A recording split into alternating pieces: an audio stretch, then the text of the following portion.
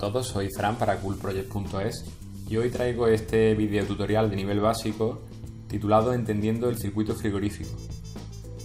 En este vídeo vamos a ver los componentes principales del circuito, en este caso el compresor, el condensador, la válvula de expansión y el evaporador, qué función tienen cada uno de estos elementos en el circuito y cómo se interrelacionan entre sí. Muchos de vosotros seguramente ya conocéis estos componentes básicos. También sabéis que existen otros componentes auxiliares que mejoran el funcionamiento del circuito frigorífico, pero sin los 4 componentes básicos que hemos comentado, el circuito no puede funcionar. Entonces vamos a analizar por qué estos 4 componentes básicos son necesarios para que el circuito funcione adecuadamente. Tenemos aquí un diagrama básico de un circuito frigorífico por cortesía de la empresa Danfoss. Seguro que muchos de vosotros ya habéis visto este diagrama en el que aparecen los elementos principales del circuito y en el centro podéis ver también el diagrama de Molière, al que ya le dedicaremos más adelante algún vídeo. Y bien, aquí vemos que necesitamos 4 elementos básicos que son el compresor, el condensador, la válvula de expansión y el evaporador. Si alguno de estos elementos no está en el circuito frigorífico, no podremos producir frío. Esto que parece muy obvio, pues llevó muchos años de estudio poder llegar a este circuito frigorífico, tal como hoy lo conocemos. En el año 1850, el ingeniero americano Alexander Twining patentó por primera vez un circuito frigorífico de compresión mecánica que ya tenía estos elementos que usamos hoy día. Pero llegar a la conclusión de que estos elementos eran necesarios no fue fácil. Esto supuso una gran cantidad de horas de experimentos y de análisis termodinámico de los fluidos refrigerantes para llegar a la conclusión de que estos elementos eran necesarios para crear un circuito frigorífico. Muchos de mis alumnos que llegan a la formación profesional ya conocen los componentes básicos del circuito frigorífico, pero en muchas ocasiones veo que no tienen claro el por qué son necesarios estos elementos y cuál es la función realmente dentro del circuito. Todo el mundo probablemente ya conozca la función principal de cada uno de estos componentes. Sabemos todos que el compresor aspira gas procedente del evaporador, lo comprime elevando su presión y temperatura y lo descarga para que pase al condensador, donde va a intercambiar calor con el exterior, en este caso va a ceder calor al exterior y se va a condensar. Después pasará al recipiente de líquido y de ahí a la válvula de expansión, donde el fluido refrigerante en estado líquido bajará su presión y temperatura y será transferido al evaporador. En el evaporador, este líquido intercambiará calor con la cámara frigorífica o el recinto a climatizar, absorberá calor y se evaporará, volviendo al estado de vapor, y será aspirado de nuevo por el compresor. Bien, todo el mundo imagino que ya conoce estas funciones básicas de estos 4 elementos, pero en algunos casos, por ejemplo, me he encontrado algún alumno que me ha preguntado: Fran, si en el condensador tenemos líquido, ¿por qué es necesaria la válvula de expansión para llevar al evaporador? ¿No podemos mandar el líquido al evaporador y que se evapore? También me han preguntado: Fran, si en el evaporador tenemos gas, ¿por qué necesitamos el compresor? ¿No podemos mandar ese gas directamente al condensador y que se convierta en líquido? Si en el evaporador tenemos vapor a la salida, ¿por qué no mandamos ese vapor al condensador directamente para que se convierta en líquido? Es decir, ¿por qué es necesario el compresor? Bien, estas preguntas lo que demuestran es que realmente no se tiene claro el por qué estos elementos son necesarios en el circuito. Es decir, por qué necesitamos la válvula de expansión y por qué necesitamos el compresor. Para profundizar un poco más en la función de cada uno de estos componentes, vamos a utilizar una animación. Esta animación la he tomado de la página Tecnofreud. Es una página francesa que tiene diferentes animaciones relacionadas con los circuitos frigoríficos y son bastante didácticas. Podéis entrar en la página web, se llama www.tecnofreud.com. Está en francés, pero podéis darle a que os traduzca directamente Google la página y tenéis aquí algunas animaciones bastante interesantes y que son muy didácticas. Una de ellas es la que vamos a ver ahora, que ilustra bastante bien el funcionamiento del circuito frigorífico y el por qué son necesarios los diferentes componentes. Y vamos a partir de una cámara frigorífica en la que tenemos un termómetro para medir su temperatura en el interior y necesitamos producir frío. Si retornáramos al año 1850, cuando Alexander Twining ideó el sistema frigorífico, él tuvo que plantearse la cuestión de cómo producir frío en esta cámara de manera continua. Lo primero, y que ya se sabía en esa época, era que un fluido frigorífico, al evaporarse, absorbe calor del medio que lo rodea, con lo cual imagino que Alexander Twining pensó: voy a colocar una botella de refrigerante en el interior de la cámara frigorífica, una botella llena de refrigerante líquido. Voy a conectar un tubo desde la salida de la botella hacia el exterior y voy a abrir la botella. Si yo ahora abro la válvula de la botella, este refrigerante que se encuentra a presión en el interior del circuito, por ejemplo puede ser el refrigerante R134A, pues una vez que abra la válvula de la botella comenzaría a salir refrigerante en estado gaseoso y el líquido que hay en el interior de la botella comenzaría a evaporarse. Debido a la evaporación del refrigerante en el interior de la botella, va a absorber calor del aire que rodea la botella, es decir, va a absorber calor de la cámara. Entonces vamos a simular lo que ocurriría si abrimos esta válvula. Abrimos la válvula de la botella, vemos que comienza a salir vapor de la parte alta y como consecuencia de que salga ese vapor se comienza a evaporar el líquido que hay en la parte baja de la botella, hasta que al final la botella se queda completamente vacía. Bien, si habéis visto, en el proceso de evaporación del líquido de la botella se ha absorbido calor del interior de la cámara, con lo cual el termómetro ha bajado. ¿Qué ocurre? Que una vez que se escape todo este refrigerante, pues la ganancia térmica a través de las paredes de la cámara hará que la temperatura vuelva otra vez a subir, con lo cual necesitaríamos volver a llevar otra botella al interior de la cámara y volver a realizar el proceso tirando refrigerante a la atmósfera, cosa que ya todos sabéis que está prohibido por la legislación medioambiental y además está prohibido por el propio coste económico que tiene el refrigerante, que vale más que el oro. Bien, entonces imagino que Alexander Twining pensó en que había que recuperar este gas, en vez de tirarlo a la atmósfera había que recuperarlo para poder volver a llevarlo a la botella y usarlo de nuevo, para realizar un nuevo ciclo de enfriamiento. Bien, para recuperarlo podríamos pensar: puedo conectar este tubo a otra botella, instalar otra botella al final de este tubo y que el gas, cuando se abra esta llave, pase a esa botella.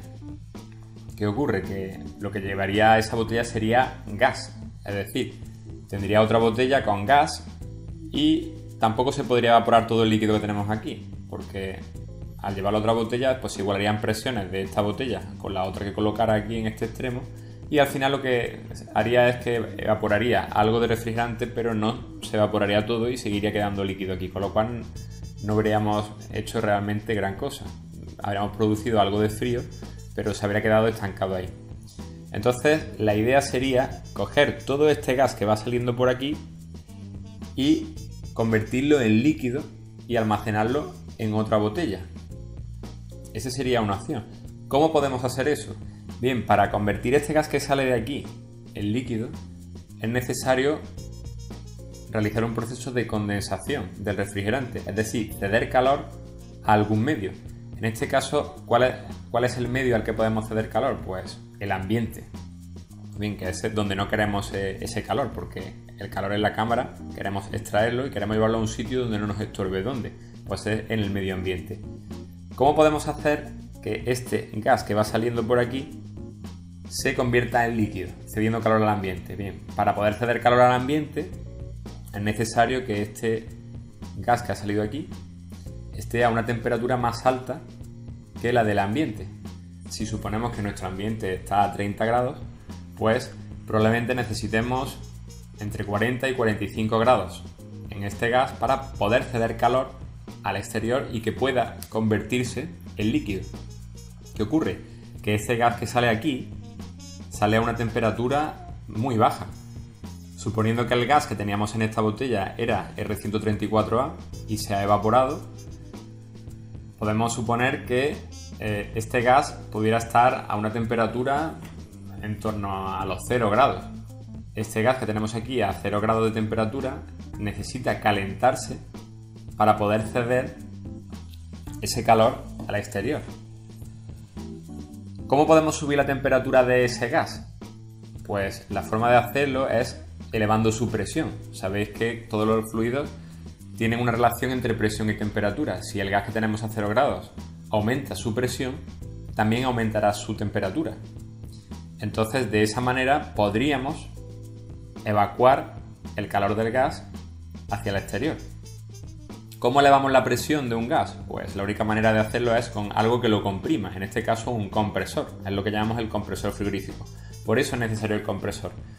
Entonces fijaros que si yo ahora instalo un compresor y otra botella, podemos tener este funcionamiento. Sacamos el gas de la botella, lo comprimimos y lo metemos en otra botella donde se condensa. En esta botella llega el gas y como el gas está a una temperatura más alta que el ambiente que la rodea, por ejemplo este gas puede llegar aquí, pues se puede estar condensando a unos 45 grados, es decir, podemos tener 45 grados aquí y en el exterior unos 30, con lo cual va a haber un flujo de calor desde las paredes de la botella hacia el exterior y el fluido refrigerante se va a condensar y se va a almacenar en estado líquido en esta botella. Realmente un compresor frigorífico no manda el refrigerante a 45 grados, lo manda a una temperatura más alta, puede ser a unos 70 o incluso 80 grados. Y en este condensador pues se enfriará el gas y al llegar a la temperatura de condensación, que en este caso puede estar diseñada para unos 40 a 45 grados, pues comenzará a condensarse y evacuará calor al exterior. Bien, ya tenemos el siguiente objetivo, que era tener el refrigerante de nuevo en estado líquido. Entonces, ahora Alexander Twining se haría la siguiente pregunta: ¿cómo puedo ahora coger esta botella y volverla a llevar aquí para volver a empezar el proceso? Bien, yo podría coger esta botella, cerrar con una llave, llevármela dentro de la cámara y volver a comenzar, pero entonces yo necesitaría estar haciendo eso y no podría automatizar el proceso. Es decir, haría falta una persona que hiciera eso continuamente una y otra vez. Y en el proceso, pues además abriríamos la puerta, perderíamos frío. Entonces, una solución sería coger esta botella y conectarla con esta otra. Es decir, meterle un tubo que conectara esta botella con la otra. Pero tenemos que tener en cuenta una cosa, que si simplemente cogemos un tubo y conectamos, aquí tenemos un líquido que está a alta temperatura. Y si nosotros queremos mantener un proceso cíclico en el que la cámara esté, por ejemplo, pues a unos 0 grados, en este caso necesitaremos que el líquido que está en esta botella se mantenga circulando a una temperatura más baja para poder mantener continuamente la cámara, por ejemplo, a 0 grados. Entonces nosotros necesitaremos que este líquido, por ejemplo, esté a menos 6 grados o a menos 8 grados. Bien, ¿cómo transformamos un líquido que está a 45 grados en un líquido que se encuentre a unos menos 8? Bien, la única manera de conseguir que un líquido baje su temperatura es que baje su presión. Igual que antes conseguimos que aumentara su temperatura aumentando su presión en el compresor, pues ahora necesitamos algo que baje su presión para que baje su temperatura, que es nuestro objetivo, que este líquido esté aquí a unos menos 8 grados. Bien, pues la única manera de hacerlo sería crear una pérdida de presión. ¿Cómo creamos una pérdida de presión desde esta botella hasta esta? Pues instalando una tubería y algún elemento restrictor que reduzca bruscamente la presión del fluido hasta la temperatura equivalente de menos 8 grados. Pues ese dispositivo puede ser un orificio calibrado, puede ser un capilar o puede ser una válvula de expansión, que es lo que se usa normalmente en instalaciones en instalaciones de mayor tamaño. Bien, pues ya con ello podemos completar el circuito frigorífico. Veis que si ahora combinamos los 4 elementos básicos, podemos mantener el refrigerante circulando en estas condiciones. Bien, para ilustrar un poco todo lo que hemos estado viendo, vamos a poner temperaturas a cada uno de los elementos del circuito.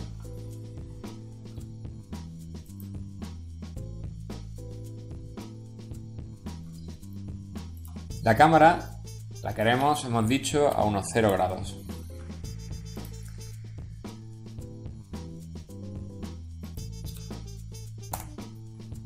Para que la cámara esté a 0 grados, necesitaremos que el fluido refrigerante esté a menos temperatura, para que haya un flujo de calor del aire de la cámara hacia el refrigerante.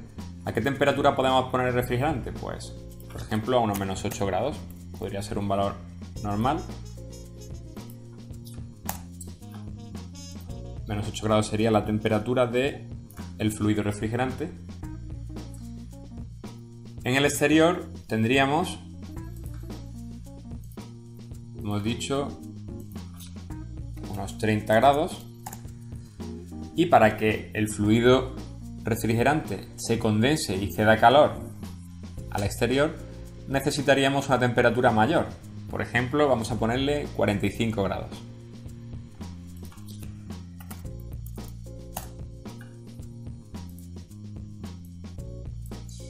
Bien, el fluido se está condensando a 45 grados, se está evaporando a menos 8.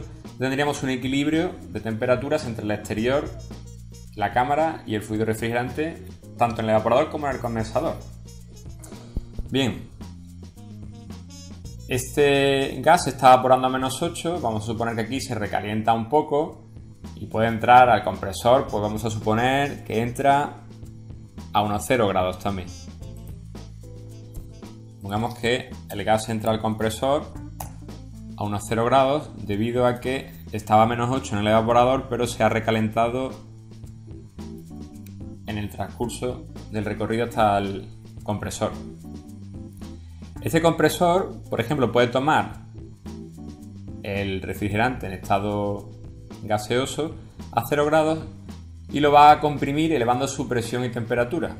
¿A qué temperatura puede salir el refrigerante del compresor? Bueno, vamos a suponer que está saliendo a unos 70 grados, ¿no? Habría que ver el valor exacto, pero vamos a suponer que el gas sale del compresor a unos 70 grados, por dar un valor. Estos 70 grados, este gas a 70 grados se va enfriando y termina de enfriarse cuando entra en el condensador. Aquí se terminará de enfriar de 70 hasta 45 grados, que será la temperatura a la que comience a condensarse. Eso dependerá de la presión de trabajo. En otro vídeo posterior veremos el diagrama de Molière y entenderemos un poco mejor pues por qué un refrigerante a una presión determinada se condensa o se evapora a una temperatura concreta. Bien, una vez que tenemos el refrigerante en estado líquido en el condensador a 45 grados, vamos a mandarlo hacia la válvula de expansión. Aquí puede que haya un subenfriamiento, es decir, que este refrigerante líquido que se encuentra a 45 pues llegue aquí a la válvula de expansión o al orificio restrictor pues a una temperatura de en torno a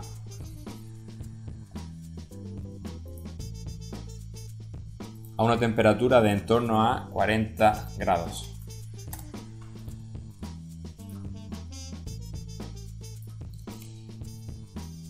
Y saldrá de la válvula de expansión a una temperatura similar a la temperatura de evaporación. Más que nada porque esta válvula de expansión suele estar muy cerca del evaporador. O sea que aquí tendremos a la salida de la válvula que el refrigerante sale a menos 8 grados.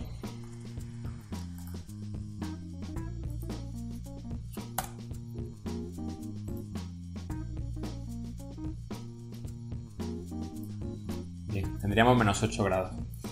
Bien, pues ya tendríamos el circuito cerrado y con esta imagen os podéis quedar Y podéis quedaros con esta imagen general en la que vemos los 4 componentes y las temperaturas de trabajo en cada uno de los puntos. Ya hemos podido ver por qué son necesarios cada uno de estos 4 elementos básicos del circuito, porque si uno de ellos faltara, no podríamos hacer esta transformación cíclica del refrigerante de estado gaseoso a líquido de manera continua. Bueno, pues aquí termina este vídeo, espero que haya sido de interés para vosotros y que haya aclarado algunos conceptos. Espero vuestros comentarios, cualquier duda o aclaración podéis hacerlo en el propio canal de YouTube o en el hilo de comentarios de la página web, y espero vuestras propuestas para futuros vídeos y para cualquier duda que os surja.